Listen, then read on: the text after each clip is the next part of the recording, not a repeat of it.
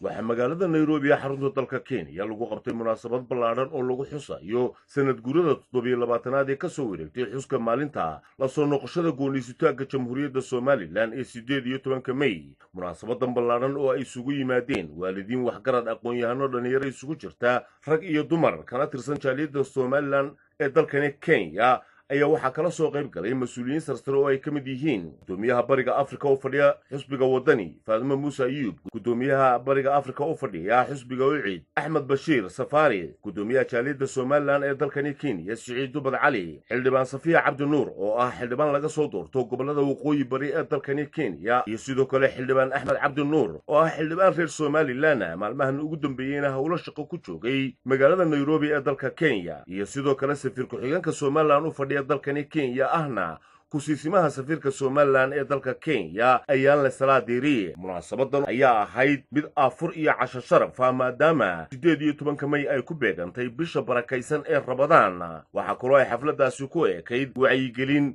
khudbado iyo sidoo kale ducooyin markaasi loogu ducaynayay intii ku shahiiday xornimada iyo madax bannaanida Somaliland ay maanta ku naaloonayso. waxaana mas'uuliyiinta halkaasi khudbadaha ugu horreyn ka soo jeediyay ka mid ahaa waddanka Kenya waxaan kala salaamayaa fursad caawa helay safiirkayga ku-xigeenkayga indhowda Ethiopia waddanka ka cisa Kenya waddanka ka cisa Qaramada insha Allah waxaa weeyaan ilaahay guul ha gaarsiiyo. marka waxaan hambalyeeynaya sanad-guurada 18 May.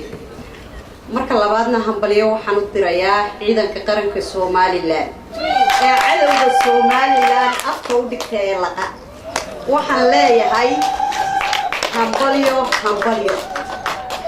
marka kale waxaan salaamayaa madaxweynaheena Jamhuuriyadda Somaliland mudane Muuse Biixi Cabdi, madaxweyne ku-xigeenka. 18 May waxaween waa one of the things anagu ogolnahay. waxaa kalaan ogolnahay midnimada Somaliland. waxaan ogolnahay taageerada Somaliland. waxaa jira dagaalo yar oo sokeeyo gudaha ah oo loo kala oo meesha la yiraahdo ceelafweyd iyo dhulka ka dhaca. mas'uuliyadaas in kacabira lagu qabto, in shacabka Somaliland meel uga soo wada jeesto, in cidii ka daran la qabto. waa waajib saaran xukuumadda, xusbiyada, aqoonyahanka, salaadiinta, nabadoonka. arrintaa la siyaasto maaha waa in kacabira lagu qabto. in leeyahay ummadii Somaliland oo Kenya ku nooleed horta waa inay hambalyeynayaan. waxaa kaloo u hambalyeynaya dowladii Somaliland, madaxweynihii Somaliland, madaxtooyada Somaliland iyo ummadii Somaliland ku nooleed baa u wada hambalyeynaya. waxaan ku faraxsanahay inaan kamid ahay dadka maanta lagu martiqaaday xalfadda sharafta badan oo halkan aan ka dhigayno Nairobi. marka waxaan leeyahay ummadda iyo dhulka Somaliland oo nabadda intaas oo sanadood ku nooleed waxaan u leenahay nabadgelyadeena wata, ammaankiina wata, wanaagiina wata iyo sharaftiina. inaan idhaaho runtii meel kale ku socday markii halkan ilaa inka 10 cisho joogay halkan waxaan maray maxaan ku dhahay Mombasa waan tagay ilaa Kitale ayaa socday.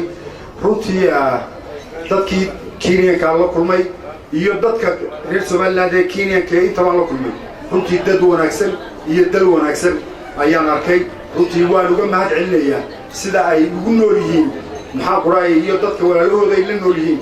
waxaana xafladaasi soo gabagabeeyay safiir ku-xigeenka Somaliland u fadhiya dalkani Kenya ahna kusiisimaha safiirka Somaliland ee dalka Kenya ayaan la salaadiiriyay. ugu horreyn waxaan hambalyeeynaa oo ku hambalyeeynaa munaasabada 18-guurada ka soo wareegtay maalintii aynu qarannimadeena dib uga soo noqonay 18 May. dhammaan shacabka Somaliland gaar ahaan waxaan ugu hambalyeynayaa shacabka weynaha ku nool East Africa iyo Kenya.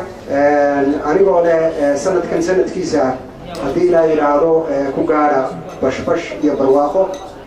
waxaan kaloo salaan gaar ah u dirayaa sidii dadkii ugu horeeyay ay sheegeen ciidamada qaranka Somaliland ee ku hawlan nabadgelyada iyo difaaca dalka. ciidanka qaranka Jamhuuriyadda Somaliland wuxuu ka dhigan yahay muunadaha uu qaranka leeyahay ee ku taagan yahay tiirarka waaweyn hawsha ay ku jiraan iyaga xaasaskooda iyo dhammaantood iyo carruurtoodaba waan ku tahliilaynaynaa haddii la yiraahdo maalintan Abdullaahi Cabdi Cali warbaahinta qaranka Jamhuuriyadda Somaliland magaalada Nairobi.